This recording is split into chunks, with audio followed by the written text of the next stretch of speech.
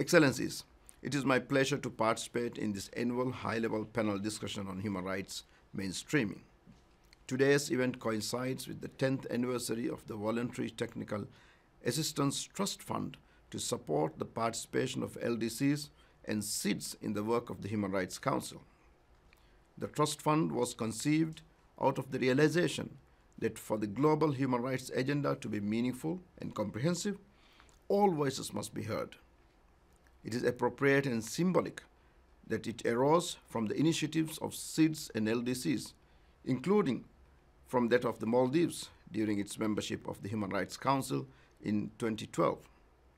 I'm encouraged by the strides we are making towards including underrepresented countries in the work of human rights. Excellencies, it is crucial that we continue in the direction of more inclusivity. Together, LDCs and SIDS comprise 40% of the United Nations member states. Including them in the work of the Human Rights Council ensures that their priorities and concerns are acknowledged and reflected in our work.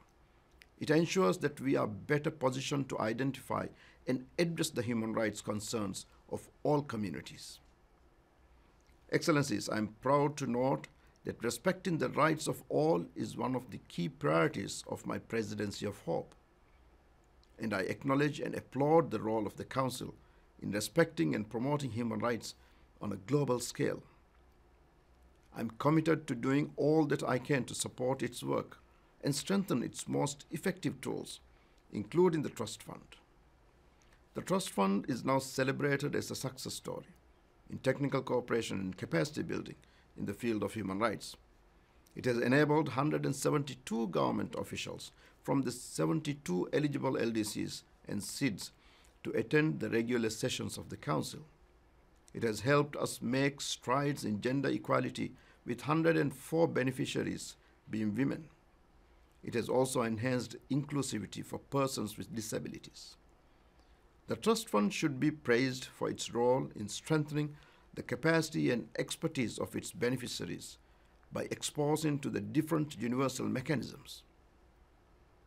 Many former beneficiaries of the Trust Fund are now human rights experts and have been posted in multilateral missions, including in New York and Geneva. Others have been included as part of their delegations participating in the Universal Periodic Review. To take one example, the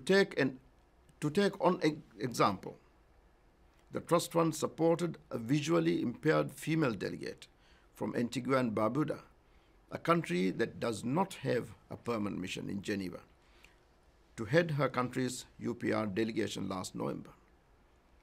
It has directly benefited my office also, as one beneficiary of the Trust Fund, Ms. Deandra Vivincia Cartwright from the Commonwealth of the Bahamas, serves ably on my team. Excellencies, for 10 years, donors have played a vital role in supporting the fund. At this critical moment, as the world grapples with the consequences of a devastating pandemic, let us make sure that the fund retains sufficient resources to fulfill its mandate, and let us also uphold the principles of diversity and inclusivity in the global human rights agenda, principles we must pass on to the next generation. They are the only ones positioned to one day uphold our legacies and to refine and strengthen the global human rights architecture. The understanding that youth are critical to continuing the work of multilateralism is why I earlier launched the PGS Fellowship for Hope. Under this fellowship, 8 young diplomats from underrepresented countries have joined my office, where they will gain knowledge and skills to support their nations in the field of multilateralism, including as it relates to the protection and promotion of human rights. It is a fellowship whose values and intentions are fully aligned with those of the Trust Fund. Going forward, we must build on these initiatives. We must endeavor to include all voices in the human rights discussion and agenda. We must make an active effort to include previously underrepresented voices, acknowledging that they too have an equal stake in our dialogues and an equal capacity to make contributions. That is how we will build a just world that secures the human rights of all. And with those sentiments, I wish you all a very productive discussion. I thank you.